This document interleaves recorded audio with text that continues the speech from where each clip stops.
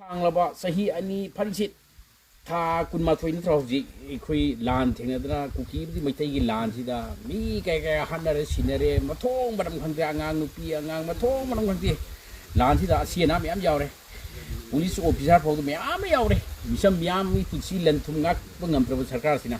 asidagi mo hendruktana ikoi lan sida lanjit nadra mai kai dagi lanjit naraga uji di kemda awana ta parja myam le masida aikoi Bharat Sakar na dumak jing na lei mata Bharat Sakar na mapu neba kanam angang nu bi khanar di bapa mana madu bichar tau godam neba adumai na lan sida hat ne jing de oi da pa da nam thak kya tore parliament da mi pham kya pham gram matro adigi Manipur de state assembly kya pham gram matro asida karima han ne jing ba lan si gi waroi sila mata purak ngamdreba Manipur assembly state assembly gi assembly mi pham da so lan si luichana ba MLA leiri ba humpu je si mi sa jaw no humpu ji na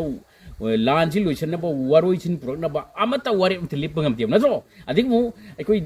parliament da India gi parliament da Manipur gi maram da waroi chin purak na ho wapam ta ngang di ba leiri ba mapi mapa sa ba Bharat Sarkar gi adu ko Narendra Modi Amit Shah na adu wai bo hai tre ba lan si luichala ngai gi dil le siri di India gi people India की प्रजा न तो series है मणिपुर की प्रजा ची India की प्रजा न तो सीरीज है मसे दम जिंग लेबा अदुदगे मो हेदोक्टर हौजी एसेंबली फमगदबा तांग तरा द फमगो एसेंबली तांग मापन दा चीफ मिनिस्टर फम थादो हले नामी थादो वाई या थबो सादे बलिला जों अदि मुका चीफ मिनिस्टर फम थादो पुदु मयांग हमना पुरगा थादो हलि मेट्रो दिल्ली दी पुरगा चीफ मिनिस्टर कौरगा मो लागा अदुदगे मो मसिदा अखोगी महाकुंभा मेलादा इरुप मिना मेट्रो मोई मिनिस्टर कयानो तो दा इरुप मिनरगा बिरेनगी मथी बकुम चादर बिरेनगी मथुन चामन नबा इसिंग पार्टिन पुबे मिनिस्टर नत्र दुबो अदु सिगुना बिरेनबु nga chen la biren thoujal larga e ai phamji thado ani aduna nui punama chief minister ne na demand to na haijil larga asigumba Sakar sibu adagi chief minister sibu sindor ba lang ba adu kumba miyoi koli singda maran piba birena adu mai tawraga chief minister oyo na mayam ji kaksha bi sar tawraga yang lahan ba parja ji adugi mo ngarang mo rada bidot hogi da 2001 gi ceasefire la kidu brada bidot ibugo nang na tro mai jagan la mi tribal halido aduga nang oji sida lan thor ba nang na sigumba irang thor ibu chief minister ma da si tawdu na di rada bidot ibugo hai anu thang da ne tawgunu khamba tawgunu lepak mahan na ba 2001 da ceasefire da lepak mahan le ko hoji mo thojal la ga ahan sare gajan sare ga du tawnu khamba asumai mihat mi pul asumai leiriba Micham Miyamgi Pungsi Lamthum Ngakpa Ngamdraba asida leiriba hojik leiriba situation sida aikoi hojik ure Bharat Sarkar na kari mahai adagi Bharat Sarkar na central force mayama center dagi central force mayama purakle adu leiriba central force mayam ji amata lauthuk matro central force mayam ji amata lauthuk matro adum leiri matro leira ko dik pyar la matro central force ki mathau di central force mayam ji Manipur ta thamlaga moi ki mathau si moi ki power si pyar natro pyar la di leiri ba central force mayam ji ki mathau moi ki duty moi ki kari ani moi da thona hapne ba natro adu di sahi ani phaning chit lan to hulga mi hadan badu hojiti army myam sida Manipur da PR thamlaga leiriba army myam ji gi mathau pira bi dam ta Bharat Sarkar na karam mathau Manipuri praja se hat number loichna bi dam ta adu mathau pira bi dam ta tawbne hai ji masida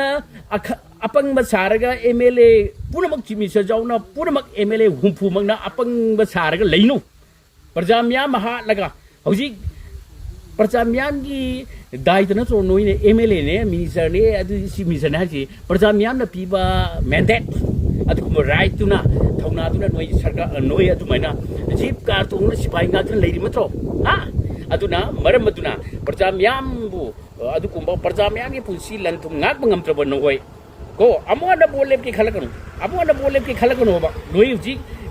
PRC नोई ने election तौर नोई ने प्रजा ma'am की सेवा तौने लेरगा PRC ने नोई हराव मतो PRC हुजी थम के दरगा लगे आई नुमी तरानी वार्निंग तौरे को noida noina sarkar sem ngam tade ngon de MLA khudi mo support to me madu ta mo khulai pare lal hori bi jing ibu mo ibe mo hoi noi ure dra sarkar sem ngam tragdi masing ni cherak pi gam ni kari gomba noi tra ni manung sida sarkar sem ngam traba madu or de ngon da support to ba ngon da mo support to traba moi puna ma hatu piro sini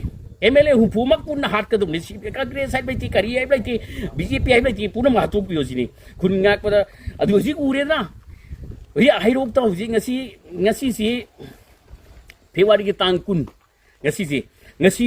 morning da hai rop ta asigumba army gi asigumba torture mayam hai rop ta maira pai bi myam sumaina ho si asigumba si ino che hap laga kari no lan matam di sigumba thona phadi ni ha asibare thona phadi ba lan matam di adu ji lan lo silar ba matam sarkar gi sigumba process da mathau na hapchandra hai rop parja myam tumpham chafum khangdre ko maram matu nai koi hauji ure na ure maram matu na ipong pong ure hauji sahi ani paring sit phau da setren ko mena करी हाइरम दबत्रा प्यार थमन मत्रा अदिकी leader खन मगम त्रबा अदिकी मु नकल lambda political party अमगी president BJP की president सरदा येऊ villain नसिमिसो ओइ मतमदा BJP दे यावरिबे MLA सिंग BJP दे यावरिबे MLA सिंग सिबि सरकार नाक नाक तान मतमदा सदाना कई तोगमे एमएलए दा मिनिस्टर दा मथी मकुम चानबा मोइथेम तो लेरे Presiden magi nato si tau si kari no MLA mata si look down tau si kari no sarkar no tau si kari no minister no tau si kari no chief minister no tau si kari hai bangam te mati mukum adu maki si am laga karai do no ha mayang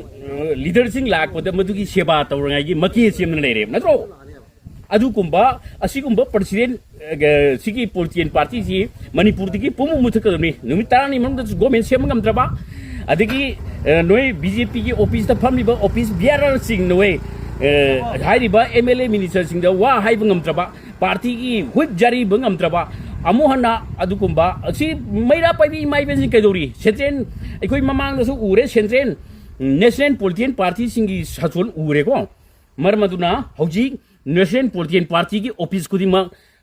maira paibi maiben sing noi kaidori nanga ki candidate khudi maki vote ka mi ki candidate ki so vote ka da mi ki so candidate ki wakra mem lai ko madu ki nang na ki maira pa bi kanglup toro ga hunra ikoi masir hana bi mathau lai de maram maduna ikoi punama am toina miyam gi seba to gena lai ribon noi aduna national politician party sing ji jo wangang dum ni kamaina simaina parja miyam gi sason sumaina si to ga piar lai je handana vote khom ngai no na lum khot ben to go no maram matuna maira paibi imai ben sing candidate orib sing na huji PR matam je vote handure ka na vote khom na bo honari ba candidate sing je mayum makai loina mai thadu gudum ni aduga political party sing office thomjing ngam ni numitara ni manung da noi lophom tu adu gumba phirep am lobi wai bu wafam ai thamjari